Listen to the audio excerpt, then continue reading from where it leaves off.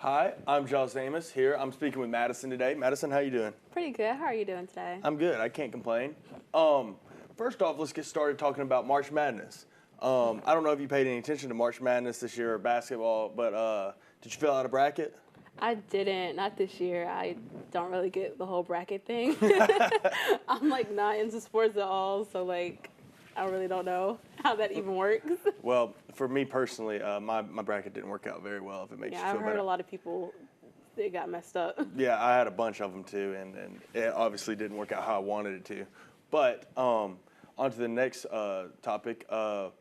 Obviously, we're getting some good candidates and new candidates for the political race in 2020 for the presidential race. Who's your favorite and why? As of right now, I'm kind of hoping that Bernie Sanders might make a comeback. I was kind of hoping that he was going to win his nomination for Democratic election or whatever. So I was hoping he was going to come back, make a comeback. As of right now, since I know Cory Booker is running, I really like him.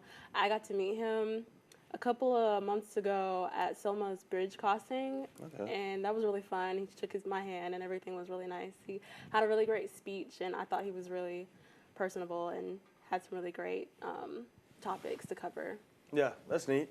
Also, a big topic in the news world is the safety of Uber drivers and getting Uber drivers. I don't know if you heard about it. I'm not sure the woman's name, but a student in South Carolina was, I believe, kidnapped and ultimately killed, I believe. Yeah, she was. What do you think is a step we can take into bettering our safety in ordering Ubers and like how a student can go about protecting themselves better against that? Well, definitely there are tips out there for making sure that you get in a safe Uber. I've seen videos of them talking about like the steps you can take, meaning like make sure that you wait inside until your Uber gets there. The couple of times that I've taken an Uber, I just waited until like they came, and as soon as they texted me that they were outside, that's when I came out.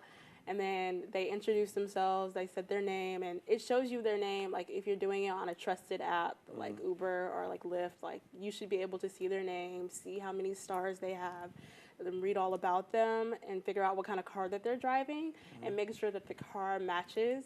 Another thing that I've seen people do is check like the door locks. I've seen that like if the door is flipped up, that means it's locked, and if it's flipped down, that means it's unlocked. And if it's already locked before you even get in there, then that means you're going to be trapped in there, and that's a really big safety hazard. So if people can look out for that, then that's really good.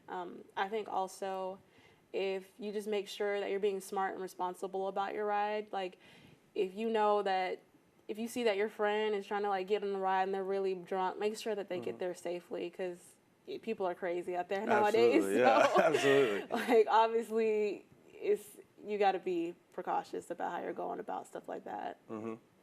All right, that's it for today. Thank you for joining us, and we'll see you next time.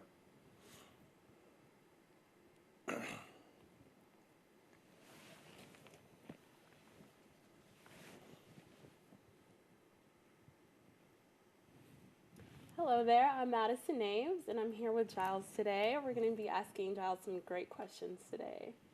So, how are you doing today? I'm good. How about yourself? I'm pretty good as well.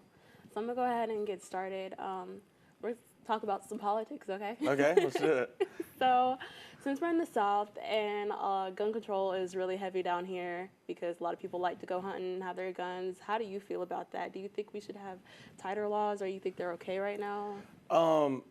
I'm a big fan of the saying, you know, bad people are going to do bad things regardless. And, you know, I don't hunt really. I don't really have the patience to go hunting and stuff, so it really doesn't affect me. Obviously that we could have tighter regulations and stuff like that, and there probably is better steps we could take. But like I said, I mean, I think if a person with good intentions has a gun, obviously nothing's going to happen, and they're going to use it for what it's meant for. But definitely I think that we could go into stricter things to to ensure that the bad people don't get the wrong people don't get the guns in their hands. And because obviously recently we've had some terrible things happen with school shootings, stuff that just should never happen, and that you really don't see anywhere else other than America. So, and we're supposed to be one of the top nations and supposed to be like role models to other nations to look up to us. So I think we could go about it a better way, but it's just a broad topic, you know, and it's just something that is going to be hard to get it regulated because there's always going to be a way that people can find guns and stuff. So, but I definitely think there's better ways that we could go about it and protect the citizens of America better. Have you ever thought about, like, maybe what could we do? Like, what kind of steps we could take? Me, personally, I really haven't. I mean, I don't really have the solution to it. Like I said, I mean, I don't really use guns or anything. I don't have a concealed license or anything. So, I mean, it doesn't matter to me. But obviously, looking at the bigger picture that it's a real problem and that people actually do need it. I don't really know anything I know that we're not allowed to have like automatic guns or something like. I don't really know the specific of it. I know there's certain guns that are already banned that we aren't allowed to have. But like I said, I definitely think there's a steeper way we could go into making it a more specific topic rather than just a broad thing, so we can ensure the safety of everybody.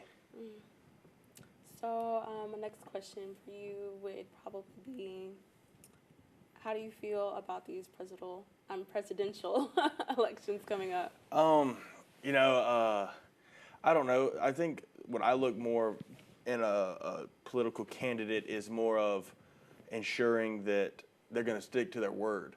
And so, you know, you have the Republicans and the Democrats, but honestly, when it comes to picking the most qualified, I don't think a party's really necessary. You know, I think it's should be somebody who's going to do what they say. And obviously, you know, every presidential candidate is going to fabricate a little bit. But I don't know. I think it's important for us to get on track and get to a point where we are that dominant country that people look up to. Because right now, sometimes people look at us as a joke and don't take us seriously, you know. And so I think it's important for us to, in 2020, if it be Trump still or if it be somebody else come up, that whatever they do, they're going to stick to it and do what they say and make us be one of those top countries. Yeah.